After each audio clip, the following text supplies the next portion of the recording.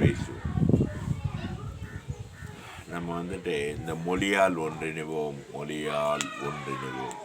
இந்தியாவில் இருக்கிற எல்லா பகுதி மக்களும் நம்ம ஒன்றா போவோம். தமிழர்கள் மட்டும் தனிமைப்படுத்தி கொண்டு தனிமையாக போக வேண்டாம், ஒத்தையில் போக வேண்டாம் அப்படிங்கிறதுக்கான இது 11வது பதிவாக இதில் சில விஷயங்களை கொடுக்கணும். இந்த இதில் என்ன பண்ணுறோம்னா, நம்ம ஏற்கனவே சொன்ன இந்த எழுத்து வடிவம் வந்த பிறகு நம்ம தனிமைப்படுத்தி கொள்கிறோம். இந்த தனிமைப்படுத்துறத வந்துட்டு செய்கிறாங்க. அது செய்ய வேண்டிய அவசியம் இல்லை. ஏன்னா ஏற்கனவே நம்ம பொதுவாக இருக்கிற விஷயங்கள்லேருந்து நம்ம விலக வேண்டிய அவசியம் இல்லை. எல்லாருக்கும் தெரிஞ்ச ஒரு விஷயம் நமக்கு தெரியுது. அதை உபயோகப்படுத்துறத விட்டுட்டு எங்களுக்கு தனித்துவம் வேணும், தனித்துவம் வேணும்னு சொல்கிறது தனித்துவம் அல்ல, அதுக்கு பேர் தனிமைப்படுத்தி கொள்ளுதல்.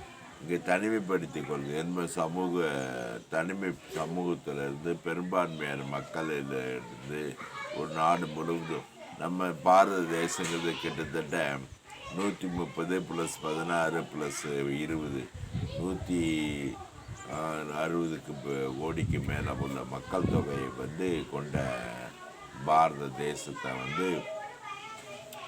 நம்ம அதிலிருந்து நம்மளை தனிமைப்படுத்திக்க வேண்டியதில்லை. அதுக்காக நம்ம மொழியில் எல்லாரும் என்ன காமனாக உபயோகப்படுத்துகிறாங்களா, பொதுவாக உபயோகப்படுத்துகிறாங்களா, அதுவே உபயோகப்படுத்தலாங்கிறது தான். இங்கே வேறு வேறு மொழி இல்லை, எல்லா மொழியும் ஒரே மொழி தான். எல்லாமே உச்சரிப்பு வழக்கில் வேறுபடுறாங்க. எல்லா மொழியிலையும் ஒரே மாதிரி வார்த்தைகள் தான் உபயோகப்படுத்துகிறாங்க அப்படிங்கிறத பார்க்குறோம். எல்லோரும் உபயோகப்படுத்தும் போது நமக்கு அதுதான் வார்த்தை, அது வேறு மொழி. இதில் இந்த உச்சரிப்பு வருது, அதனால வேறு மொழி. நமக்கு அவங்களுக்கு தெரிஞ்சுட்டு அதுதான் மொழி. நம்ம தாய் எதை சொல்லி தராங்களோ அதுதான் மொழி. அப்புறம் நம்ம உச்சரிப்பு இஸ் இருந்துச்சுன்னா வேறு மொழி, இட்டு இருந்துச்சுன்னா வேறு மொழி அப்படின்னு சொல்கிறது ஒரு விஷயமாக எடுத்துக்கிட்டு பேச வேண்டியதில்லை. அதில் இன்னைக்கு பார்க்க விட வேண்டியதுன்னா இந்த பதவிகள் பேரை பற்றி ஒரு 5 நிமிஷம் பார்ப்போம். பதவிகள் என்னது? இப்போ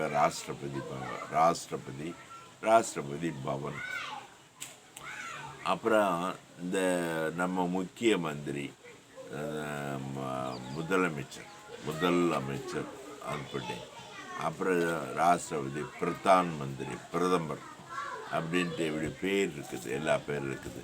ஒரு பேர் ஒரு நாட்டினுடைய தலைவர் பேர் அல்லது தலைவர் பதவி. எல்லாருக்கும் ராஷ்டிரபதினா என்னன்னு தெரியும், ராஷ்டிரபதி பவன்னா என்னன்னு தெரியும். அப்புறம் நம்ம பாடப்புத்தகத்தில் என்ன சொல்லித்தராங்கன்னா, ராஷ்டிரபதின்னு எழுதக்கூடாது, ஜனாதிபதின்னு எழுதணும். ஜனாதிபதின்னு ராஷ்டிரபதியும் தெரியும், ஜனாதிபதியும் தெரியும். ராஷ்டிரபதிங்கிறது வடமொழி, ஜனாதிபதிங்கிறது தென்மொழி. நமக்கு தெரிஞ்சது தான் மொழி. ராஷ்டிரபதின்னு ஒரு வடமொழியோ ஜனாதிபதின்னு ஒரு வடமொழியோ இல்லை. இந்தியா முழுக்க 2 வார்த்தையை உபயோகப்படுத்துகிறாங்க. நம்ம அதை ஒன்று புறக்கணித்து இன்னொரு வார்த்தையை உபயோகப்படுத்தணும்னு தெரியல. இப்போ நம்ம தமிழ்நாட்டில் மக்களை ஒரு ஒரு விதமாக ஒதுக்கி வைக்க பழக்கப்படுத்துகிறாங்க. இந்தியா முழுக்க எல்லா மாநில முதல்வருக்கும் முக்கிய மந்திரின்னு தான் பேருனா, தமிழ்நாட்டிலே முக்கிய மந்திரின்னு தான் சொல்லணும். மந்திரின்னா எல்லாருக்கும் தெரியும், முக்கியம்னா எல்லாருக்கும் தெரியும். முக்கிய மந்திரின்னு நம்மளும் சொல்ல வேண்டியது. கேரளாவில் இருக்கிறவங்க முக்கிய மந்திரின்னு தானே சொல்கிறாங்க. மற்ற மாநிலங்கள் இருக்கிறவங்க முக்கிய மந்திரின்னு தானே சொல்கிறாங்க. அப்போ நம்ம மட்டும் முதல் அமைச்சர், அதான ஃபஸ்ட்டு மினிஸ்டர், முதலமைச்சர்னா ஃபஸ்ட்டு மினிஸ்டர் தானே அப்படின்னு சொல்கிறோம். சரி, ஃபஸ்ட்டு மினிஸ்டர் முதலமைச்சரா அப்படின்னா திரும்பி பார்த்தீங்கன்னா அடுத்தது சீஃப் செக்ரட்டரின்னு இருக்கும். சீஃப் மினிஸ்டர் முதல் அமைச்சரா, சீஃப் செக்ரட்டரி அப்புறம் முதல் செக்ரட்டரி தானே.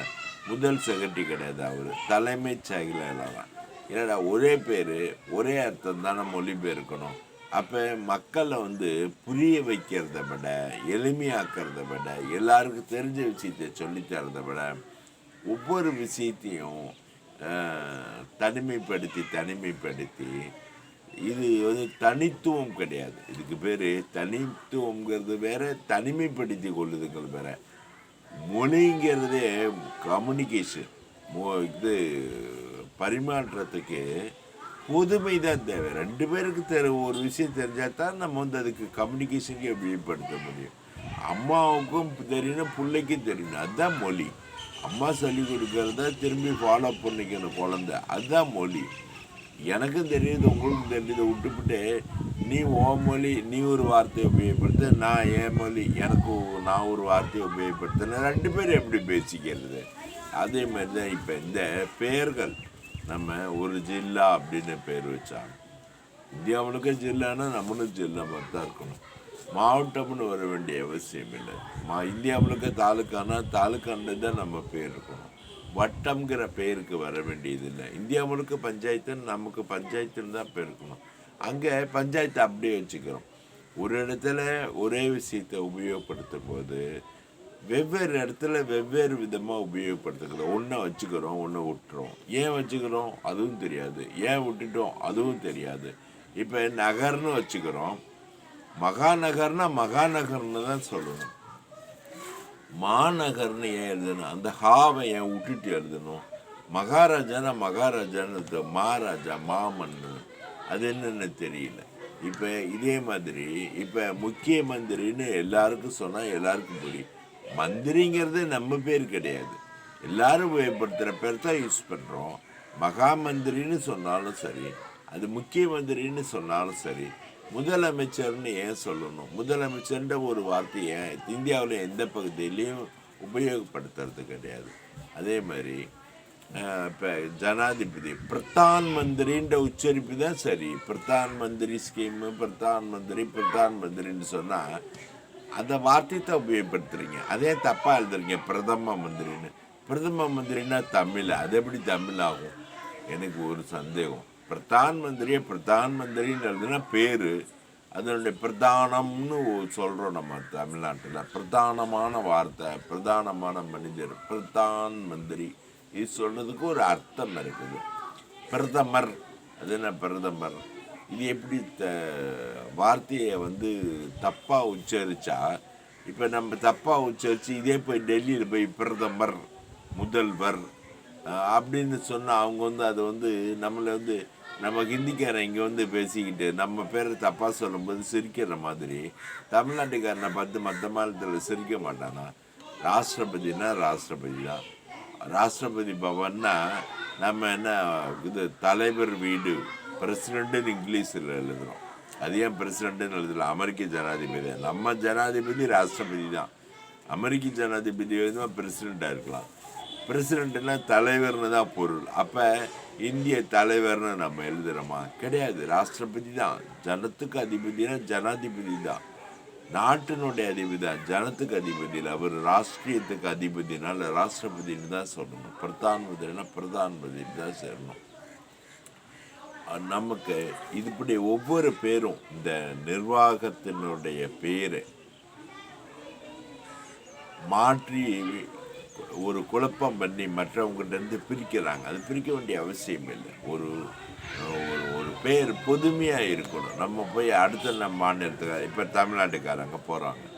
இப்போ கேரளாவில் போயிட்டு கலெக்டரை எப்படி கூப்பிட்றது, மினிஸ்டரை எப்படி கூப்பிட்றது, ராஷ்டிரபதி எப்படி சொல்கிறதுன்னா அங்கே போய் இன்னொரு மொழி கற்றுக்க வேண்டியதில்லை. எல்லோரும் கூப்பிட்ற பேரை நீங்கள் ஒன்றும் கற்றுத்தர வேண்டியதில்லை. இங்கே இருக்கிற பேரை தேவையில்லாமல் அசிங்கப்படுத்தி, கொச்சைப்படுத்தி, அல்லது மருவி, அல்லது ஏதோ புதுமையை செய்கிறோம்னு செஞ்சுக்கிட்டு தேவையில்லாத வேலை செய்யாமல் இருந்தாவே போதும். இப்போ நம்ம சொல்கிறது என்னென்னா, நீங்கள் ஒன்றும் அறிவை புகட்ட வேண்டாம். அறிவை வந்து தவறாக பயன்படுத்தாமல் செய்யணுங்கிறத விஷயம். புதுமையான விஷயங்கள் ஒரு நாடு முழுக்க புதுமையான விஷயந்தான். அமெரிக்காவில் பிரசிடெண்ட்டு, ஜெர்மனில் வந்து சான்சலர்னால் ஜெர்மன் சான்சலர் தான். எமிரேட்ஸில் வந்துட்டு என்னமோ அதுதான். ஒரு நாட்டில் வந்துட்டு இப்போ நாடுன்னா இங்கிலாந்துக்கு லேண்டுன்னு பேர் வச்சா இந்தியாவுக்கு வந்து லேண்டுன்னு பேர் வைக்கிறது இல்லை. இந்தியாவுக்கு ராஜான்னு தான் பேர் வச்சுக்கணும். நம்ம நாட்டில் ராஷ்டிரியத்தை ஆள்றவன் ராஜான்னு தான் பேர் வைக்கணும். நம்ம முக்கிய மந்திரி, முதல் மந்திரி அப்படின்னு பேர் வைக்கிறதுக்கு இல்லை.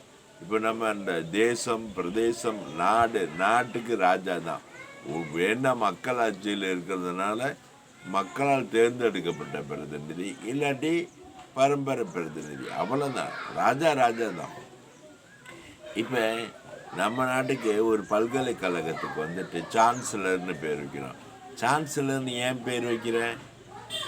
இப்போ ஒரு நாட்டுக்கு அது பொருந்தாதது இல்லை. வேந்தர்னு இருந்துடும். வேந்தர்னு என்ன? மன்னர். மன்னர்னா என்ன? ராஜா. அப்போ வந்து அவர் யூனிவர்சிட்டிக்கு ராஜாவா? ராஜான்னு தானே சொல்லணும். சான்சலர்ன்ற பேர் ஜெர்மனியில் வந்துட்டு அந்த நாட்டு அதிபருக்கு பேர் சான்சலர்னு வச்சா, அங்கே அவங்க நாட்டுக்கு அவங்க நாட்டு மொழியில் சான்சலர் வச்சா, இங்கே நம்ம நாட்டுக்கு ராஜா ராஜ்யம் அப்படின்னு பேர் வச்சா நம்ம அந்த பேரில் தான் நம்ம வச்சுக்கணும்.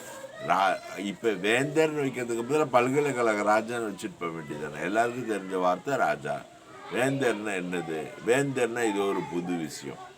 ஏன் மக்களால் ஒரு அர்த்தத்தை தப்பாக சொல்லும்போது அவங்களால உள்வாங்கிக்க முடியல, அவங்க சரியான அர்த்தத்தை புரிஞ்சுக்க முடியல, அதனால பொதுமைப்பட்டு பேச முடியல. ஏதோ ஒவ்வொரு விஷயமும் தனித்தனியான விஷயம், இதெல்லாம் போய் படித்து தெரிஞ்சுக்கணுங்கிற அளவுக்கு கொண்டுகிட்டு போயிட்டாங்க. ஏற்கனவே சொன்னேன், முக்கிய மந்திரி தான் அப்படின்னா முக்கிய மந்திரி தான்.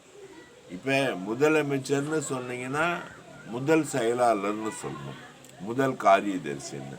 இல்லை வந்துட்டு முதலமைச்சர், அந்த பிறகு சீஃபு, தலைமைச் செயலாளர்னு சொன்னால் இவருக்கு தலைமை மந்திரின்னு தான் சொன்னேன். தலைமை மந்திரியோட செயலாளர் தலைமைச் செயலாளர், அல்லது முதல் மந்திரியோட செயலாளர் முதல் செயலாளர், அல்லது முதல் மந்திரியோட செயலாளர் முதல் காரியதர்சி, இப்படி தான் சொல்லணும். காரியதர்சி இருந்தனால காரியதர்சி தானே எல்லா மாநிலத்திலும் உபயோகப்படுத்துகிறாங்க.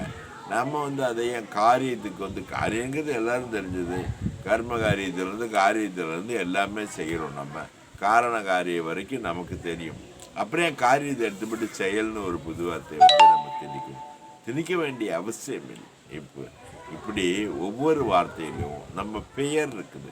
நிர்வாக ரீதியான பெயர்கள் வந்து இந்தியா முழுக்க ஒன்றா இருக்கணும். ஒருத்தர் பரிட்சை எழுத போகிறான், நாளைக்கு பரிட்சை எழுத போகும்போது இந்தியா சரி கலெக்டர் ஆகணும்னு பள்ளிக்கூடத்துலேருந்து காலேஜ் வரைக்கும் எல்லாருக்கும் சொல்லித்தரோம். அப்போ வந்து கலெக்டர் ஆகணும்னா என்ன பண்ணணும்? அவங்களுக்கு எல்லா மொழியிலையும் இருக்கிற பொதுவான பெயர்கள் தெரிய வேண்டாமா? அவங்களால எப்படி நிர்வாகம் பண்ண முடியும்? ஒரு நிர்வாக பரீட்சை எழுதுறது தான் நம்ம நாட்டில் பிரதான விஷயமாகவே நினைக்கிறாங்க. அப்படி இருக்கும்போது நிர்வாக பரீட்சையை எப்படி ஒருத்தர் எழுதுவான்? இப்போ இதில் சொல்கிறான் தமிழில் பரீட்சை, தமிழெல்லாம் ஒன்றும் எழுத வேண்டாம், எல்லா மொழியும் ஒன்று தான்னு நம்ம நினைக்கும் போது தமிழில் எழுதணும், இங்கிலீஷில் எழுதணும், ஹிந்தியில் எழுதணும்னா நான் ஒன்றும் இல்லை. நீங்கள் தமிழ் படுத்தி வார்த்தையை வச்சுக்கிட்டு இந்த வார்த்தைகளை தான் நாங்கள் சொல்லுவோம்னா, வேலைக்கு போகும்போது ரயில்னா ரயில் தான், ரயிலுக்கு வந்து புகை வண்டின்னு ஒரு பேரை வச்சுக்கிட்டு ரயில்னு சொல்ல மாட்டோம்னு சொல்லிக்கிட்டு இருந்துச்சுன்னா, ரயில் எந்த புகையை ஓடுது, புகை வண்டி நிலையம்னு வச்சுக்கிட்டு இன்னும் ஓட்டிக்கிட்டு இருக்கிறேன். எல்லாரும் இந்தியா முழுக்க ரயில் வண்டினா ரயில் தான், காடினா காடி தான். இப்போ உங்களுக்கு என்ன இதில் பிரச்சனைன்னு தெரியல. நம்ம வந்துட்டு இந்த பெயர்களை முழுக்க, இந்தியா முழுக்க இருக்கிற நிர்வாக ரீதியான பெயர்களை ஒரே மாதிரி தான் வச்சுக்கணும். மாவட்டம்னு வைக்கக்கூடாது, ஜில்லான்னு தான் வைக்கணும். தாசில்தான் வைக்கணும். ராஜ்னா பஞ்சாயத்துன்னு தான் இருக்கணும். பஞ்சாயத்துக்கு மட்டும் குறுவட்டம்னு வைக்க வேண்டியதானே.